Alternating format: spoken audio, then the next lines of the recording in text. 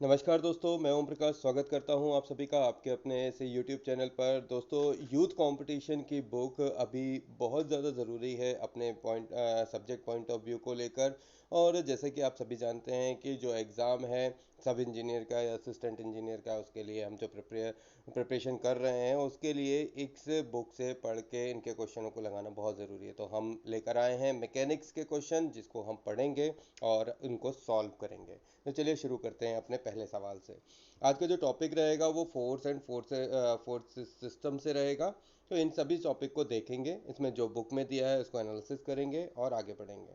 पहला क्वेश्चन है हमारा, a force is completely defined when we specify। तो क्वेश्चन है कि force is completely defined when we specify magnitude, direction, point of application and all of the above। तो देखो, force क्या होता है? फोर्स जो होता है F is equal to M A होता है, मास इनटू एक्सेलरेशन होता है ना। तो डेफिनेशन क्या दी हुई है इसने कि a force may be defined as an agent which produce और टेंड टू प्रोड्यूस, डिस्ट्रॉय और tends to destroy the motion of body. मतलब किसी भी बॉडी को जब फोर्स किसी भी बॉडी पर लगाया जाता है तो या तो वो उसे रोकने की कोशिश करेगा या तो वो उसे धकेलने की कोशिश करेगा, मतलब उसका मोशन चेंज करने की कोशिश करेगा। अगर वो रुका है तो उसकी स्पीड बढ़ा सकता है, और अगर वो स्पीड में है तो उसे रोका जा सकता है। So force may be defined as an agent which produce और टेंड टू प्रोड्यूस, डिस्ट्रॉय और tend to destroy the motion of body. ठीक है। अब आगे लिखा है कि in order to completely define the force we must know the following characteristics of the force. हमें अगर फोर्स को जानना है तो उनकी इन बातों को जानना है। क्या? पहली बात कि मैग्नीट्यूड ऑफ द फोर्स। ठीक है, तो जो फोर्स है उसमें मैग्नीट्यूड होना चाहिए, लाइन ऑफ एक्शन डायरेक्शन होना चाहिए, पॉइंट ऑफ एप्लीकेशन होना चाहिए, नेचर ऑफ द फोर्सेस। तो इतने कैरेक्टरिस्टिक्स होते हैं फोर्स में। कौन कौन से? Magnitude, line of action, point of application और नेचर ऑफ द फोर्सेस। ठीक है, तो ये हो गया हमारा पहला क्वेश्चन। अगला है, if the result R of two force P and Q acting at an angle theta makes an angle alpha with P, then. देखो, ये पैरेललोग्राम का थ्योरम का क्वेश्चन है, थोड़ा सा समझना। ये कह रहा है कि इफ द रिजल्टेंट आर, यदि कोई रिजल्टेंट आर लग रहा है, दो फोर्स लग रहे हैं। फोर्स कौन कौन से लग रहे हैं? एक तो पी लग रहा है, एक तो क्यू लग रहा है आपका। Makes an angle theta, theta angle जो है वो बना रहा है। तो अल्फा, और क्या बोल रहा है? एंगल अल्फा विथ पी, और जो पी है वो एंगल अल्फा बना रहा है। तो क्या होगा? ये इनमें चार ऑप्शन में से पूछा है कि tan alpha is equal to P sine theta upon Q minus P sine theta, ऐसा करके पूछ रहा है। तो देखो, सबसे पहले तो इसका फ्री बॉडी डायग्राम देखो। ये हो गया आपका ए से लेके बी, ये हो गया ए से लेके डी, ये हो गया आपका रिजल्टेंट आर। यहाँ से आपने इसको थोड़ा सा आगे की तरफ बढ़ाया, ये हो गया आपका क्यू साइन थीटा और ये हो गया क्यू कॉस थीटा। जब इतनी बात समझ में आ गई तो अपन ने लगाया यहाँ पे पैरेललोग्राम थ्योरम। कौन कौन से इस पे लगाएंगे? तो ये है ए, ई और सी पर। तो ए, ई और सी हमारे सामने एक ट्रायंगल, एक राइट एंगल बन गया। Tan alpha is equal to क्या होता है? टेन अल्फा के ए, है ना। टेन हो गया एल अपॉन ए।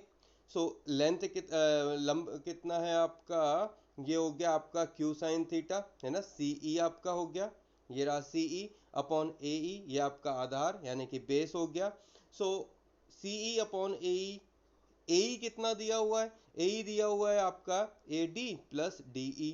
तो ए ई प्लस डी ई जब आपको दिया है तो इसको क्या कर लो? जोड़ लो भाई। C upon A D plus D E, तो tan alpha is equal to क्या हो जाएगा? Q sine theta upon P plus Q cos theta. तो यही क्वेश्चन में पूछ रहा है। क्या पूछ रहा है? कि tan alpha is equal to क्या होगा? तो हो जाएगा Q sine theta upon P plus Q cos theta. I hope so समझ में आया हो। अगला क्वेश्चन है, forces are called concurrent when their line of action meets in. देखो क्या है, कॉन्करेंट फोर्स की बात कर रहा है ना। कॉनकरेंट फोर्सेस क्या होते हैं? फोर्सेस की बात करें तो देखो कॉनकरेंट फोर्सेस होते हैं, कोप्लेनर फोर्सेस होते हैं, नॉन करेंट कॉनकरेंट होते हैं, नॉन कोप्लेनर होते हैं, बहुत सारे ऐसे जो होते हैं उनको अपन पढ़ते हैं। सर यहाँ पे कॉनकरेंट की बात कर रहे हैं तो कॉनकरेंट मतलब एक ही पॉइंट पर जो मिक्स होते हैं फोर्सेस वो होते हैं कॉनकरेंट। अब इसमें डेफिनेशन और देखो इसमें क्या लिखा है, the force which meet at one point, जो फोर्स एक ही पॉइंट पे, जब फोर्स क्या होता है एक ही पॉइंट पर मीट करते हैं तो उनको हम कहते हैं कॉनकरेंट। अभी मैंने बोला ना, ऐसे फोर्स जो एक ही पॉइंट पर मीट करें, मतलब ये रख गया पॉइंट, यहाँ पे सारे फोर्स आके मिल रहे हैं, सब धड़ाधड़ आके मिल रहे हैं, तो the force which is meet at a single point, one point, तो उसको बोलते हैं कंकरेंट फोर्सेस। अगर forces whose line of action lies on the same plane, अब अगर प्लेन सेम है तो, अभी तो पॉइंट सेम था, अभी प्लेन सेम है तो वो कहलाता है कोप्लेनर। प्लेनर मतलब प्लेन सेम है तो कोप्लेनर। अगर एक ही पॉइंट पर मिल रहे हैं तो कॉनकरेंट। अगर कोप्लेनर कॉनकरेंट फोर्स बोल रहा है तो कोप्लेनर मतलब एक ही प्लेन पर एक ही पॉइंट पर मिल रहा है, मतलब वही उसी प्लेन पर बहुत सारे फोर्सेस एक दूसरे के पैरेलल हैं, है ना, एक ही सॉरी एक दूसरे के क्या है मतलब एक ही प्लेन पर है और एक ही पॉइंट पर मिल रहा है। कैसे?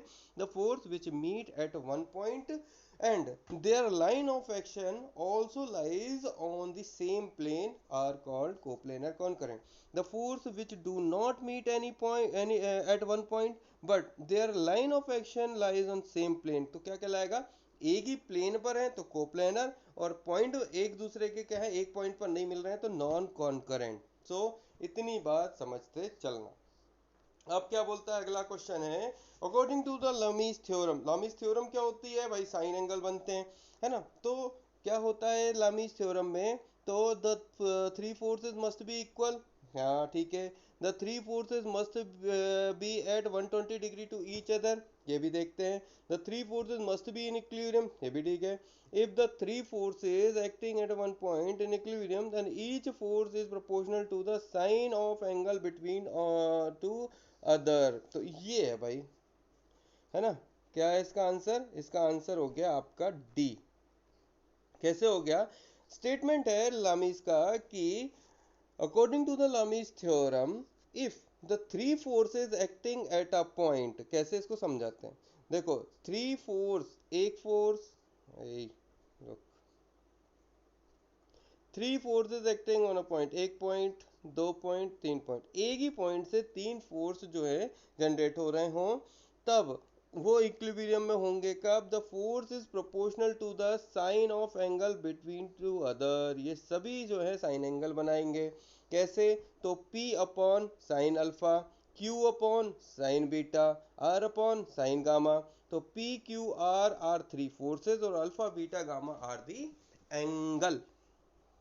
ओके, अगले पे आते हैं, what will be the weight of the body whose mass in 1 kg। अब भाई ये बहुत सिंपल सी बात है, वेट ऑफ बॉडी, वेट की बात कर रहा है, W इज इक्वल टू क्या होता है? मास इनटू ग्रेविटी, है ना। तो मास कितना दिया हुआ है? 1, जी की वैल्यू क्या होती है? 9.81, इसका इसमें मल्टीप्लाई कर दो, आंसर आ जाएगा 9.81 न्यूटन। ठीक है, सो 9.81 न्यूटन, ये रहा उसका answer.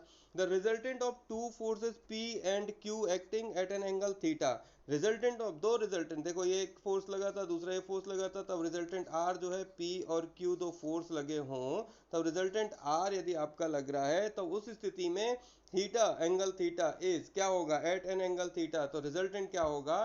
P square Q square two P Q cos theta, ये होगा। अब कैसे होगा तो देख लो, देखो the resultant of two forces P and Q act in angle theta, then resultant R is equal to P under root of P square plus Q square plus 2PQ cos theta, ये होता है parallelogram law से।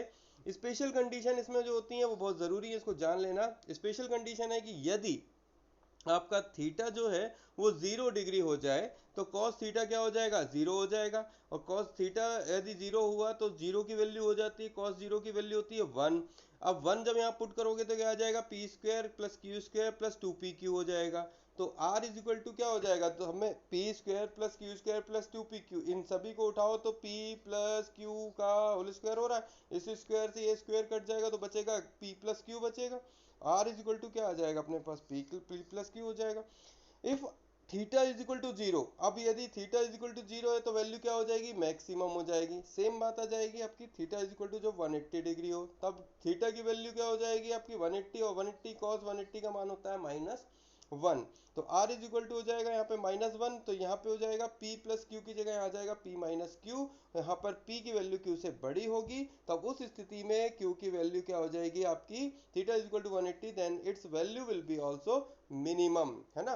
तो theta की value क्या हो जाएगी, will be minimum हो जाएगी, और थीटा सॉरी जब 180 होगा तो थीटा की वैल्यू क्या हो जाएगी, मिनिमम हो जाएगी, और जब जीरो होगा तो यहाँ पे क्या हो जाएगी, वैल्यू विल बी मैक्सिमम। तो theta is equal to zero, value maximum, theta is equal to 180, the value will be minimum. ठीक है।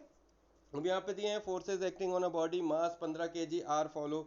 अब किसी बॉडी पे बॉडी का 15 केजी मास है, अब उस पर जो फोर्स है वो लग रहे हैं अलग अलग, तो एक एक्स डायरेक्शन में लग रहा है, वाई में लग रहा है, जेड में लग रहा है, तो मैग्नीट्यूड पूछ रहा है कितना।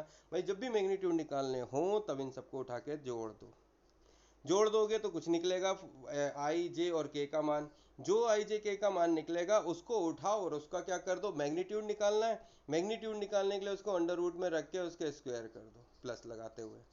बस ये जब आप करोगे तो उसका जो टोटल निकलेगा वही आपका आंसर होगा। अब अपन यहाँ पे देख लेते हैं क्या आंसर आ रहा है। ठीक है।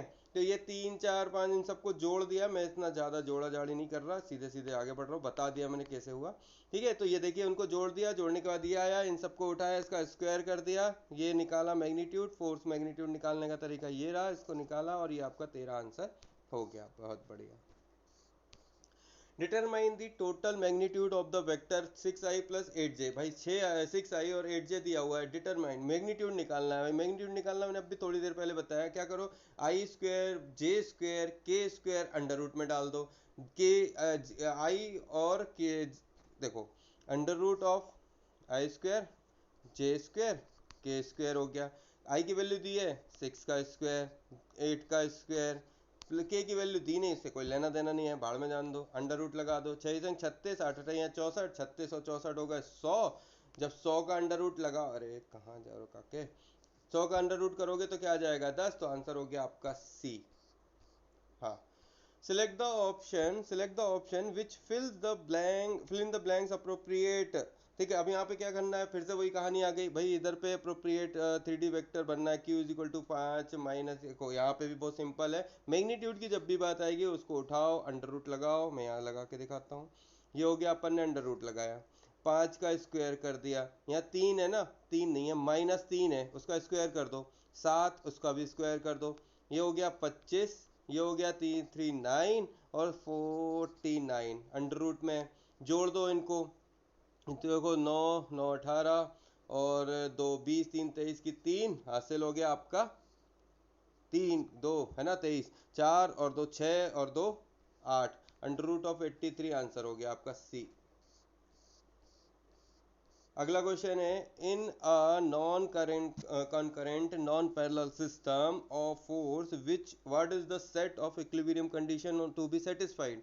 अब कह रहा है देखो, non concurrent non parallel system, ना ही वो मतलब ऐसा सिस्टम जो कि नॉन कॉन्करेंट हो, मतलब एक ही पॉइंट पे नहीं मिल रहा हो, नॉन पैरेलल कोप्लेनर नहीं है, ऐसे फोर्स में इक्विलिब्रियम की कंडीशन क्या होगी। तो भाई देखो इक्विलिब्रियम की कंडीशन कहीं की भी आ जाए, summation of X is equal to zero करते हैं, summation of Y is equal to zero होते हैं, कहीं का मूवमेंट लगाओ तो एम भी जीरो कर देते हैं, एक्स वाई जेड सारे जीरो करते हैं। तो यहाँ पे देख लो क्या क्या दिया हुआ है, the sum of all horizontal forces are zero, है ना, the sum of movements at any point is zero.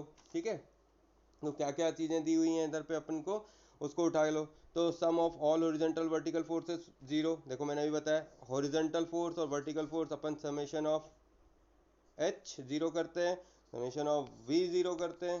ठीक है भाई, ये हो गई satisfy.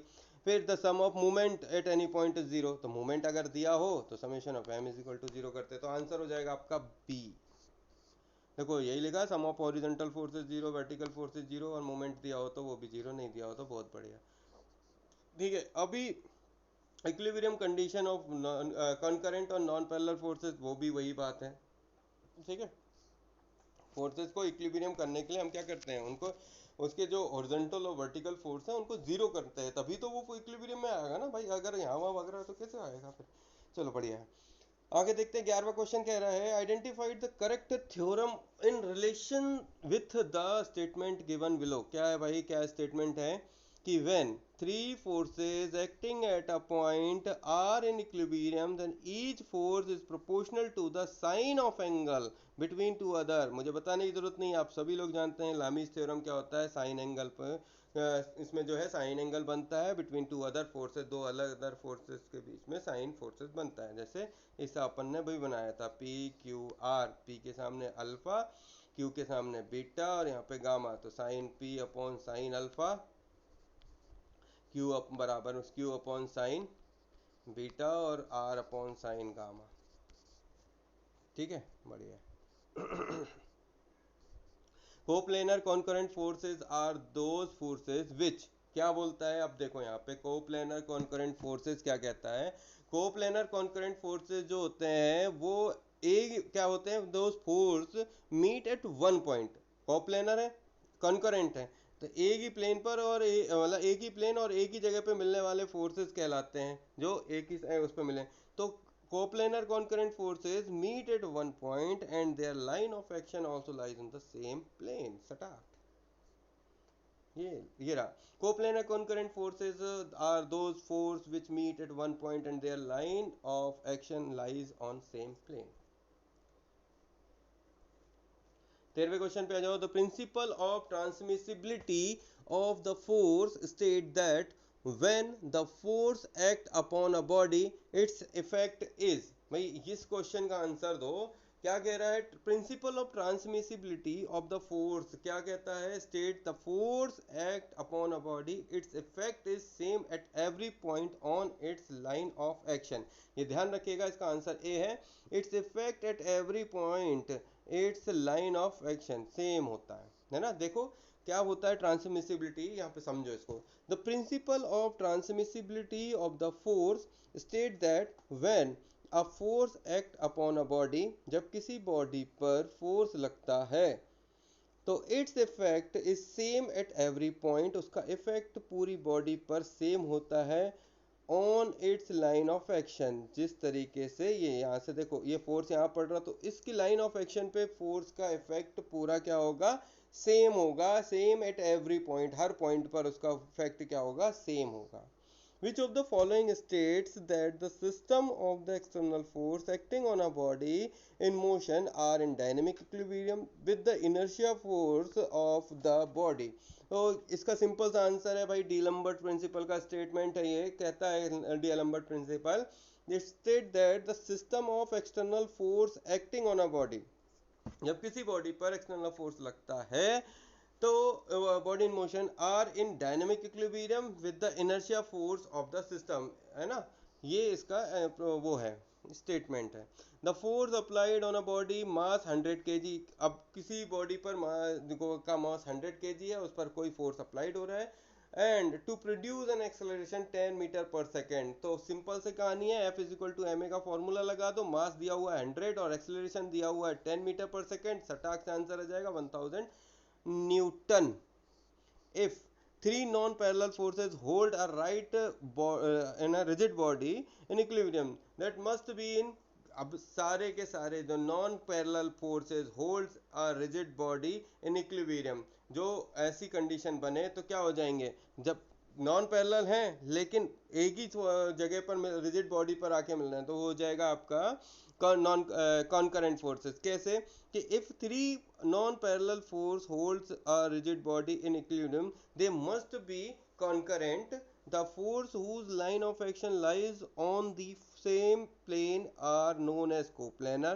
The force which do not meet at one point but their line of action lies on the same plane are known as the coplanar non concurrent forces. coplanar कहेंगे, है ना, और coplanar non concurrent. The force which do not meet at one point, ऐसे कोई भी force एक ही point पे नहीं मिल रहा है but line of action in the same plane, अगर उनका line of action same plane पर है तो वो force coplanar non concurrent forces कहलाएंगे।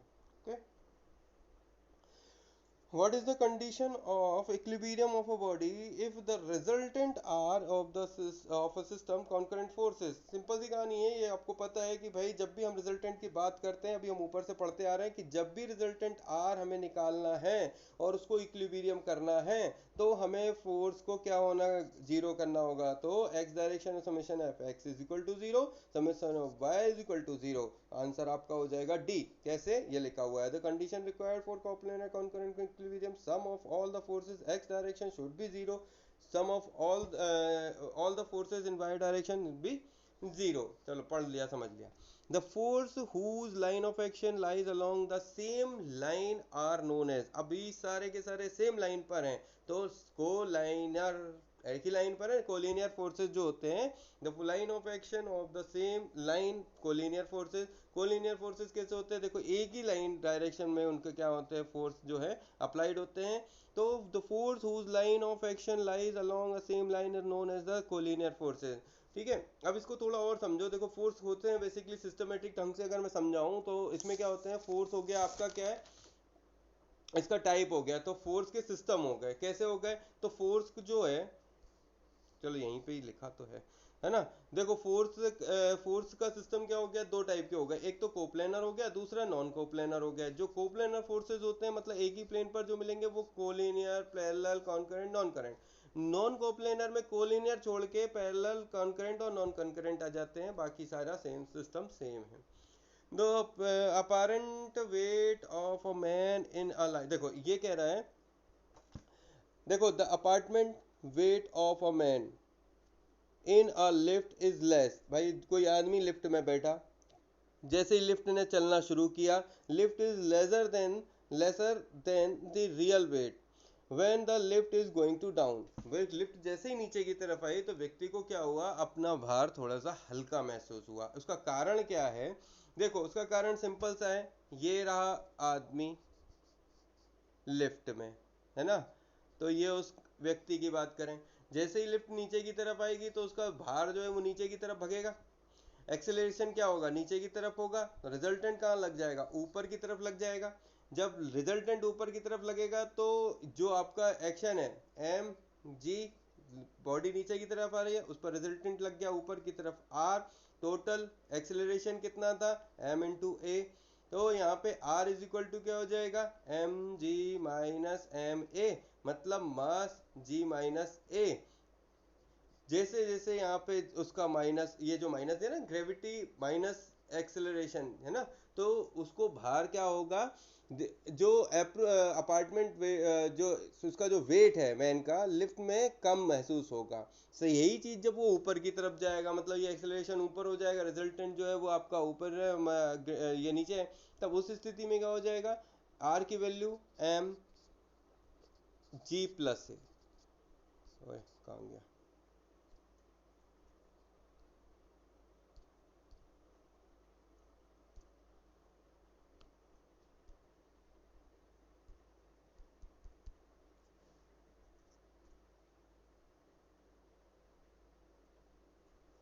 ठीक है, थोड़ा सा वो सब गायब हो गया था, जब पीछे चला गया था दबाते दबाते। चलो अभी अगला क्वेश्चन देखते हैं। Weight of the body in newton, जो weight of the body newton, W is equal to M into जी।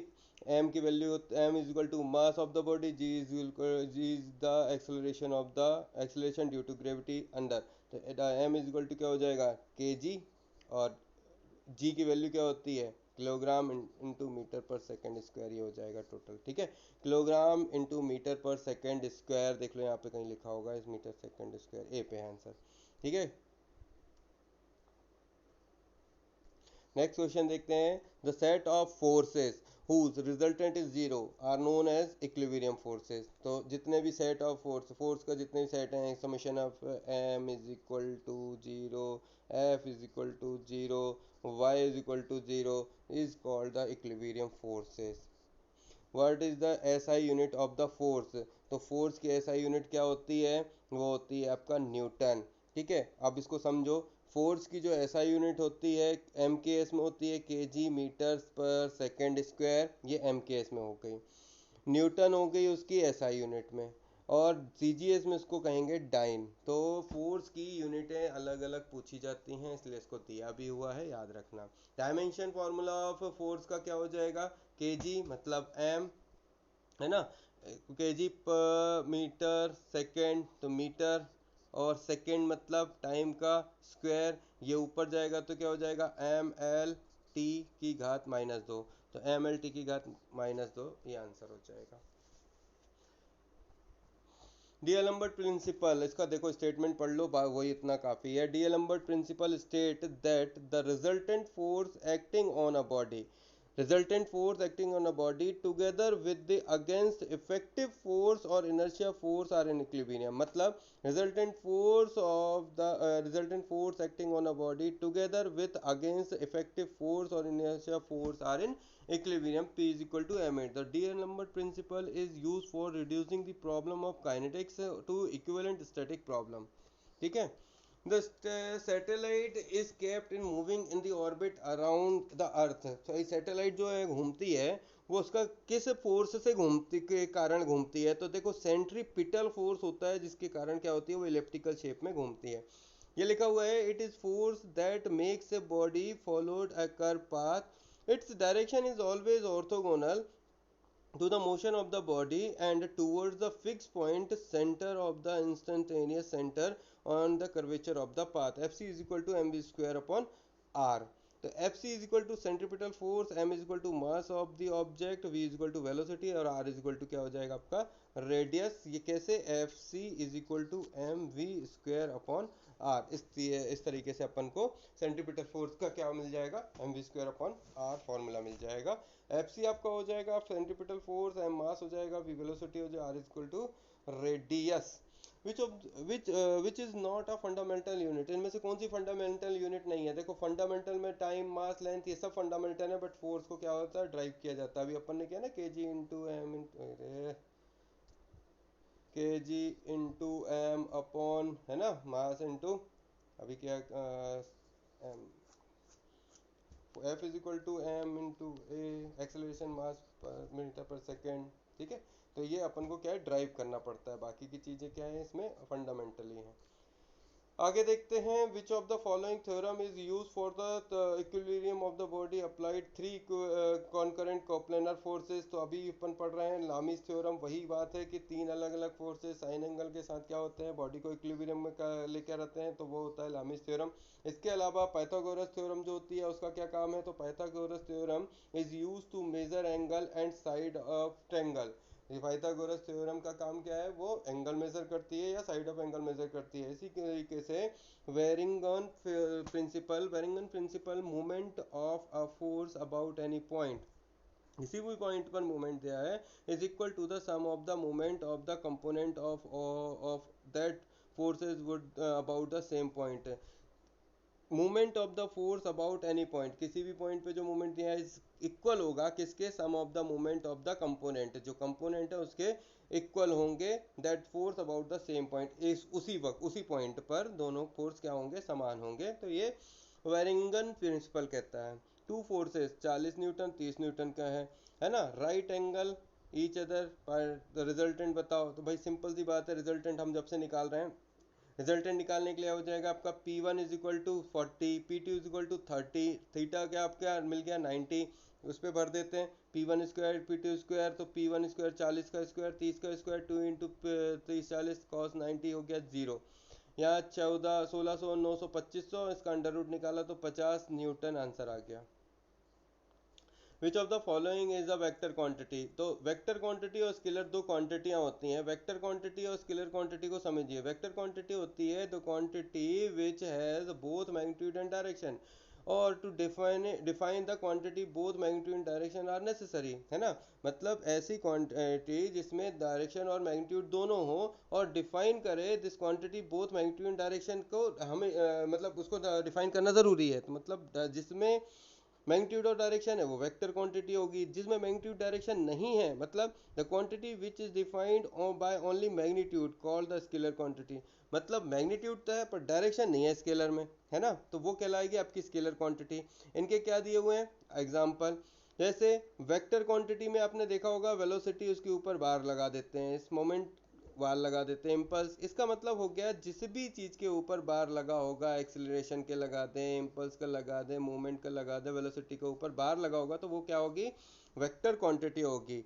ठीक है। स्केलर क्वांटिटी कौन कौन सी है, जिसमें क्या होता है, मैग्नीट्यूड तो होता है लेकिन डायरेक्शन जो उसका वो नहीं होती, डायरेक्शन नहीं होती। तो मास है, मास क्या है, मास में मैग्नीट्यूड तो है पर वो कहीं डायरेक्शन नहीं है। स्पीड, स्पीड है तो, लेकिन किस डायरेक्शन में कोई आइडिया नहीं है। एंगल है तो, पर किस डायरेक्शन का है ये नहीं पता। डिस्टेंस है तो, लेकिन किस डायरेक्शन में है, आप किसी भी डायरेक्शन से उसको उस तरफ से इस तरफ आने के लिए बता सकते हो, इधर से उधर बता सकते हो, बट स्पेसिफाई नहीं है।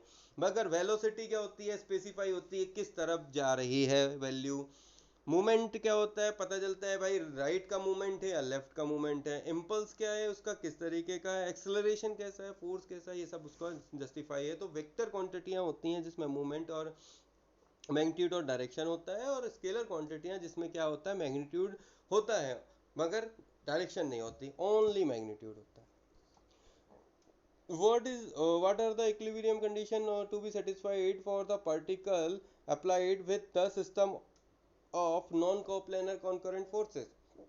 अभी बताया अपन ने कि देखो सिस्टम के लिए क्या है, summation of F X is equal to Y zero और जेड जीरो, मोमेंट मूवमेंट दिया हो तो वो भी जीरो। What about the equilibrium condition satisfy the particle applied system of non coplanar concurrent forces. ठीक है, तो ये रहा उसका equilibrium condition for non coplanar concurrent forces F X F Y F Z zero. Non coplanar non concurrent है ना, यहाँ पे क्या बना था, नॉन कोप्लेनर कॉन्करेंट फोर्सेस, और non coplanar non concurrent forces के लिए F X F Y F Z, और नॉन कॉन्करेंट है ना, नॉन कोप्लेनर एक प्लेन पे भी नहीं है तो मूवमेंट मूवमेंट भी लग रहा होगा, तो ये मूवमेंट भी जीरो करना होगा। तो यहाँ पे जो पूछ रहा है वो पूछ रहा है नॉन कोप्लेनर कॉन्करेंट। तो नॉन कोप्लेनर कॉन्करेंट में हमको काम क्या मिलेगा, non coplanar concurrent F X F Y F Z is equal to zero. अगर पूछता नॉन कोप्लेनर नॉन कॉन्करेंट तो F X F Y F Z और मूवमेंट भी zero.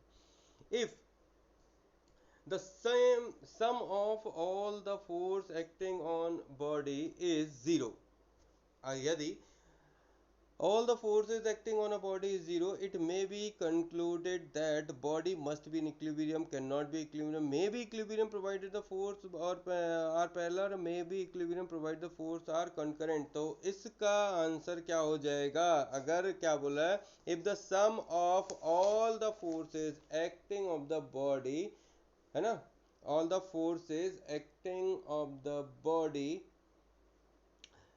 all the force acting on body, it may be concluded that the body zero, all the forces on body is zero। तो भाई may be equilibrium provide the force on concurrent, जहां पर सारे force आके मिल जाएं तो force की value क्या हो जाएगी, जीरो हो जाएगी। है ये लिखा है, पढ़ो।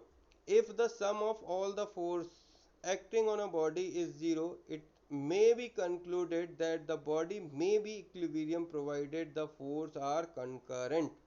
Concurrent forces of system, it contains force whose line of action meet at some common point, line of action meet at some common point। आगे बढ़ते हैं।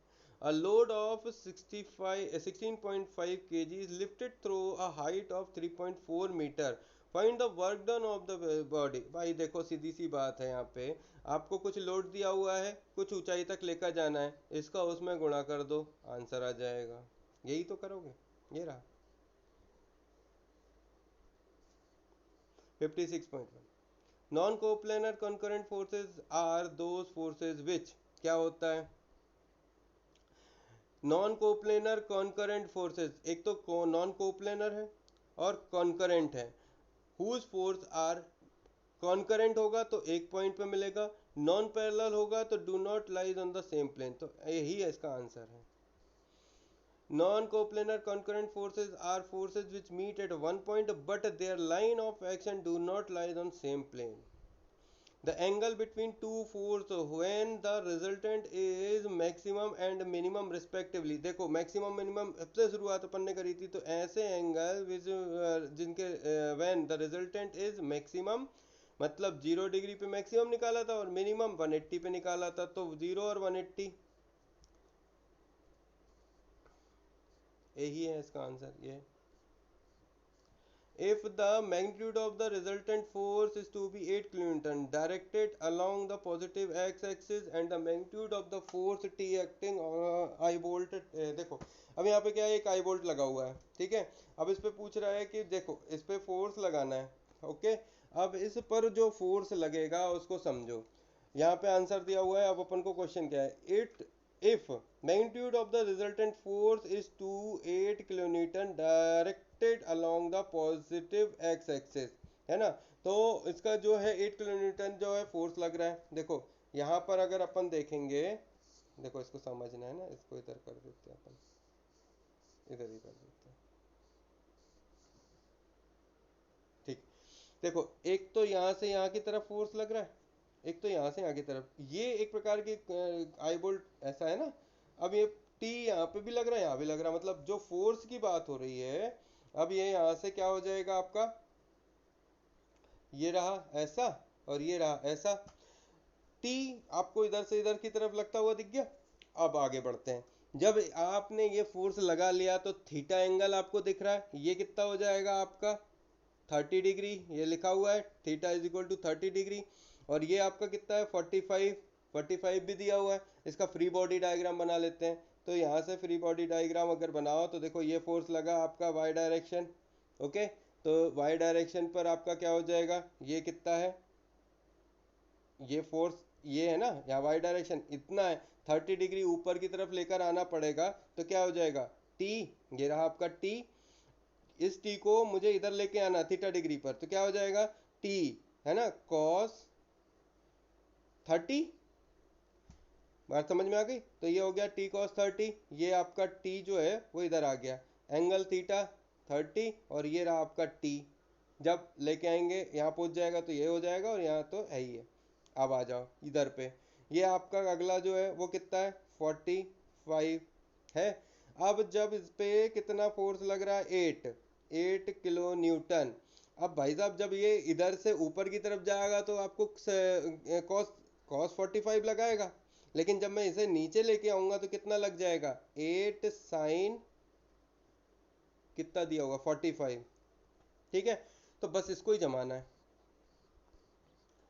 ये रहा T cos 30 is equal to 8 sine 45, इसको उठा के लगा दिया, T is equal to 8 sine 45 divide by cos 30, और ये आंसर आपका इधर से निकल के आ गया। बट यहाँ पे एक थोड़ा सा घुमा दिया, जो वैल्यू आई है ना उसका स्क्वायर कर दिया है, और उस स्क्वायर करने के बाद इसका आंसर पूछा है, इसलिए थोड़ा सा घुमा हुआ आंसर है इसका क्वेश्चन का।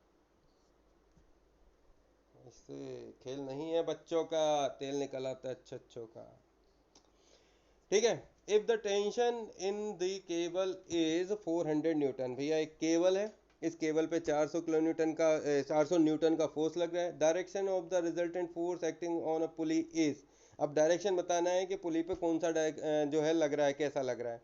बहुत सिंपल सी कहानी है, देखो यार आपके पास कितनी चीज़ें दी हैं, ये हो गया आपके पास एक 400 न्यूटन का फोर्स, ये आपका रिजल्टेंट हो जाएगा आर, एक 400 न्यूटन का फोर्स यहाँ ठुका हुआ है, ये 30 डिग्री का एंगल आपको लगा हुआ है, ये आपके पास वाई एक्सिस बना हुआ है। बस tan theta is equal to क्या होता है, tan alpha is equal to होगा आपका, यहीं से देख लो, चलो ये भी बना है, tan alpha is equal to क्या होगा साइन थीटा होगा, क्योंकि देखो यहाँ पे ये लिखा है ना, for tan alpha is equal to, आप इसको इसको लेकर कहाँ आओगे, इधर लेकर आओगे, तो Q साइन, यहाँ पे P और Q तो दिया नहीं है पर ऐसा होता है, tan alpha is equal to होता है Q sine theta upon P plus Q cos theta.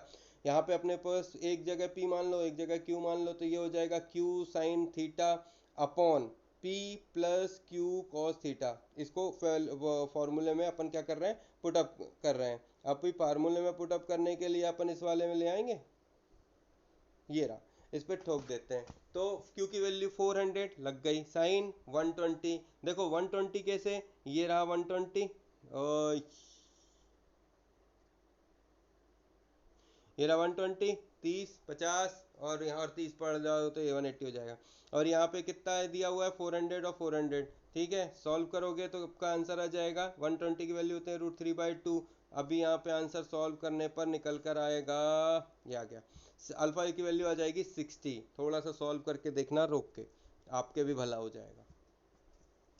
if the number of force act simultaneously on a particle it is possible, कैसे, to reduce them by a single force. The number of force are act simultaneously. ऐसा कैसे होता है, देखो अपन ने देखा है जब यूडीएल लगाते हैं, बहुत सारे फोर्स जब लगे होते हैं तो अपन क्या होते हैं उसको एक जगह सिंगल यूडीएल लगा के यहाँ बता देते हैं 80 न्यूटन 500 न्यूटन, ठीक है।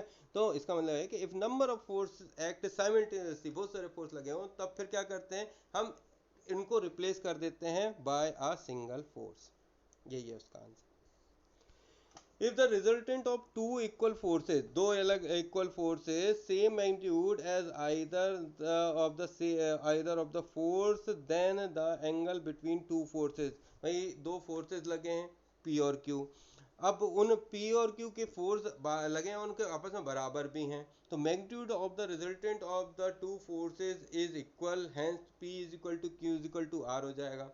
अब angle between P and Q is क्या है, थीटा। तो पैरेललोग्राम थ्योरम क्या कहती है, रिजल्टेंट निकालने के लिए R is equal to P square plus Q square plus 2pq cos theta बोलती है। सेम उसको अपन क्या करें, एक और फॉर्मूला है अपना टेन अल्फा बराबर Q sine theta upon P plus Q cos theta. ये जरूरत पड़ती है तो लगाते हैं, अभी अपन को जरूरत यहाँ की है। दोनों R is equal to P square 2pp, इसको कर लो सॉल्व, तो R square equal to 2p square plus 2p square cos theta. ये जो 2 है कॉमन निकाल लो, मत निकालो, चलो पढ़ा रहने दो, है ना। अपन इसका दोनों का स्क्वायर कर देते हैं, तो आर इज इक्वल टू क्या हो जाएगा आपका, R square is equal to यहाँ पे p 2 + 2 cos थीटा। अब cos थीटा की वैल्यू क्या हो जाएगी, ये हो जाएगी आपकी -1/2, और cos theta is equal to cos inverse -1/2, इसका वैल्यू होता है 120, ठीक है। थोड़ा सा बैठा लेना। Lami's theorem states that if the three coplanar concurrent forces acting on a body kept in equilibrium, then each force, है ना, each force cosine, नहीं देखो कोसाइन तो होता ही नहीं है ना, each force proportional to the sine of the angle between two other forces, इसको ढूंढो कहाँ लिखा है, यहीं लिखा है।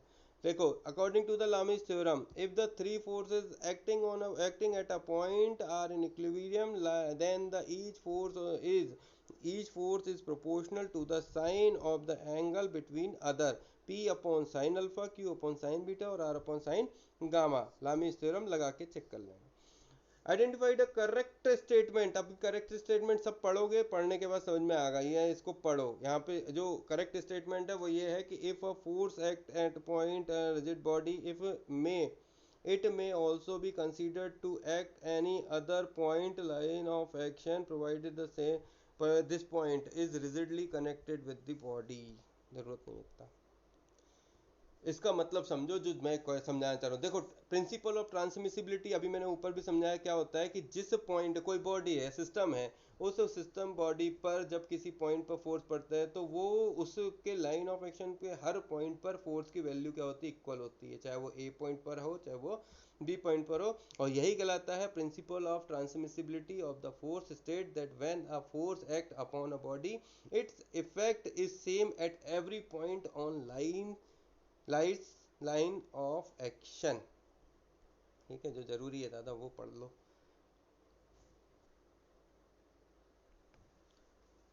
ठीक है, the total weight of body is an example of, क्या होता है, volume force. The total weight of body is an example of volume force. The number of force are acting simultaneously on a particle. The resultant of these force will have the same effect as produced by all the force.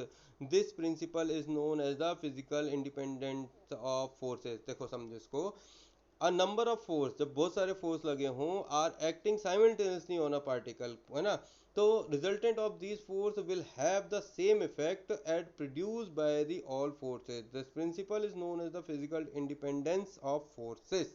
ठीक है, two force of equal magnitude F act of particle, angle between these force theta, then resultant of the force क्या हो जाएगा, इसका resultant of the force आपका, है ना, कितना हो जाएगा आपका, two F cos theta by two. चलो इसको देखते हैं, 2f cos θ/2, ये इसका आंसर तो ये है ना, इसको जमाते हैं। अभी इसको कैसे जमाते हैं, देखो रिजल्टेंट की बात हुई तो अपन ने क्या, R is equal to P square plus Q square plus 2pq cos theta. यहाँ पे बोल रहा है two force equal magnitude F, दो फोर्स हैं जिनके इक्वल मैग्नीट्यूड हैं, तो हमने दोनों फोर्स का एफ और एफ नाम रख दिया। तो 2f स्क्वायर, ये एफ और ये एफ क्या हो जाएगा, जुड़ जाएगा, इन दोनों को उठा के जोड़ दिया, 2f स्क्वायर 2f मतलब 2f स्क्वायर कॉस थीटा हो गया। अंडर रूट चढ़ाई है, एफ दोनों में से क्या हो जाएगा, बाहर आ जाएगा तो निकाल लिया, अंडर रूट में 2 इंटू है ना 1 प्लस कॉस थीटा हो गया। एफ अंडर रूट में क्या आ जाएगा, 2 इंटू 1 प्लस, जब कॉस थीटा को अपन चेंज करते हैं तो cos theta is equal to क्या हो जाता है, 2 कॉस स्क्वायर, सॉरी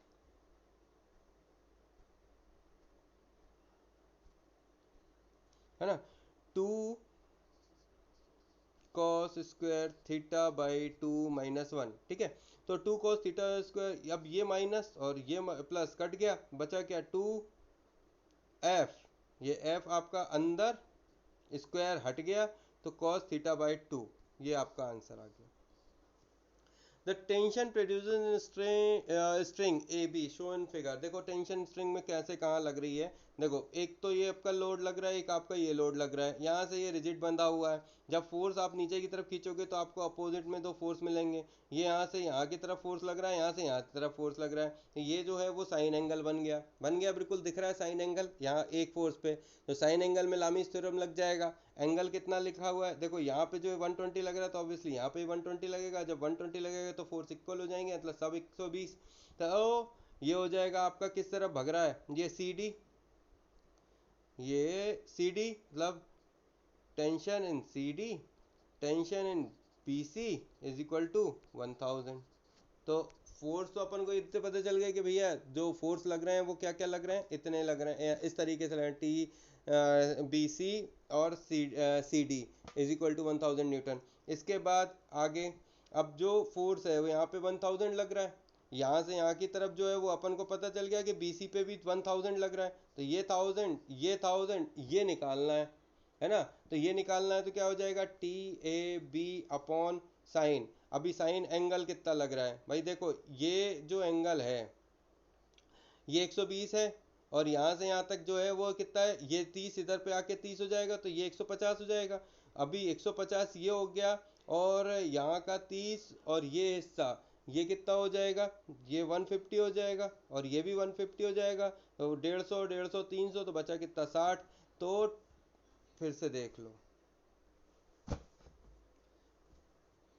यहाँ पे क्या हो जाएगा T A B upon sine 60, क्यों, ये फोर्स 1000 लग रहा है, यहाँ से यहाँ की तरफ जो है वो भी 1000 पर अपन ने निकाल लिया, और यहाँ से यहाँ की तरफ जो है वो निकालना है टी ए बी।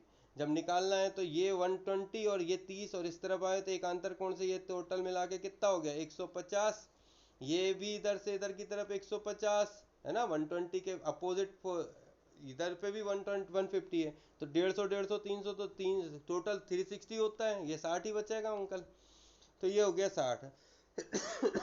बाकी इधर पे क्या आ जाएगा 1000 अपॉन साइन 50, 1000 अपॉन साइन 50, और ये बी सी सी डी दिया हुआ ना, तो C D upon B C, sorry B C upon, यहाँ पे अपन को बी सी दिया हुआ है, तो बी सी अपॉन 150। अब सिंपल सा है, इसको सॉल्व कर दो, क्या आ जाएगा टी ए बी बराबर, देखो 1000 साइन 60 डिवाइड बाय साइन 150, किसी भी दो फोर्स को अपन ले लेते हैं, अब इनकी वैल्यू पुट कर दोगे तो 1000 साइन 60 और साइन 150 का वैल्यू पुट करोगे तो आपका आ जाएगा 1000 अंडर रूट ऑफ 3 न्यूटन। अब थोड़ा सा पढ़ लिखना भी पड़ेगा ना, इस पे भी किया हुआ है, वैसा ही किया हुआ है। Statement: if three coplanar forces acting at a point equal force proportional to sine angle, ये जहाँ लिखा मिले आंसर है लामीस theorem. If the force for which line of action lies on the same plane but they do not meet one point, जब दो point एक plane पर हैं मगर एक साथ मीट नहीं कर रहे हैं, तो एक कोप्लेनर है बट नॉन कॉन्करेंट है ना, तो आंसर क्या आ जाएगा आपका, ये ए हो जाएगा, बन जाएगा। The force which is line of action same but क्या बोल रहा है, do not meet same point, तो आंसर उसका हो जाएगा ए। ए। आ जाओ आगे देखते हैं। Two force are acting at a point, क्या है भाई,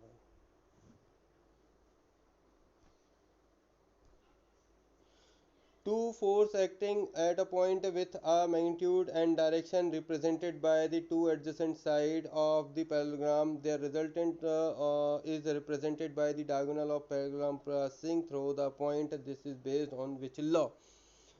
देखो लॉ पैरेलल फोर्स क्या बोलता है, according to this law two force acting at point with magnitude and direction represented by two adjacent side of parallelogram, then resultant is represented by the diagonal of parallelogram passing through the point of application of these forces। तो ऐसे ही बनाते हैं, ये लगा देते हैं resultant, दो force pass करते हैं, बीच में से जो डायगोनल निकलता है उससे ये F sine theta F cos theta होता है। उस स्थिति में हमारे को मिलती है resultant under root of P one P square Q square two P Q cos theta, और ऐसे टेन थीटा मिलता है P sine alpha upon P plus Q cos alpha. तो ये एफ के टर्म में, इसलिए हमने एफ के टर्म में कर दिया। The elevator weight 10 kilonewton attains upward velocity 4 meter per second, 2 second uniform acceleration. What is the tension wire rope? भाई ये बताओ इसमें जो टेंशन है वो क्या आएगा। तो देखो आपको ये बताना होगा, एलिवेटर वेट 10 किलो न्यूटन, तो एक तो इस तरीके से आपका ये बनेगा, टेंशन आपका जो है वो ऊपर की तरफ लगेगा, और जो वेट है एम इंटू जी वो नीचे लगेगा, एक्सेलरेशन ऊपर की तरफ खींच के ले जा रहे हो तो ले चलो ऊपर। आगे क्या होगा, अब निकालना है ना, तो इसको निकालते हैं। ये ग्रेविटी कितनी दी हुई है 3 मीटर पर second, M G mass into gravity G mass और ग्रेविटी कितना है 10 किलो न्यूटन, तो 10 इंटू 10⁻³ न्यूटन में हो जाएगा। मास जी की वैल्यू कितनी हो जाएगी आपकी 10 इंटू 10⁻³ मतलब 10⁻³ के जी। वेलोसिटी 4 मीटर पर सेकेंड है, टाइम 2 सेकेंड है, तो acceleration is equal to V upon T. Answer कितना आ जाएगा 2 मीटर पर second. It is going to upward direction, then T minus M G is equal to M A. T is equal to क्या, M G plus M A. जब ऊपर जाता है तो प्लस में आता है, नीचे आता है तो माइनस में आता है, अभी अपन ने पहले भी किया। 10 क्यू इंटू टू, ये हो जाएगा आपका 12 किलो न्यूटन।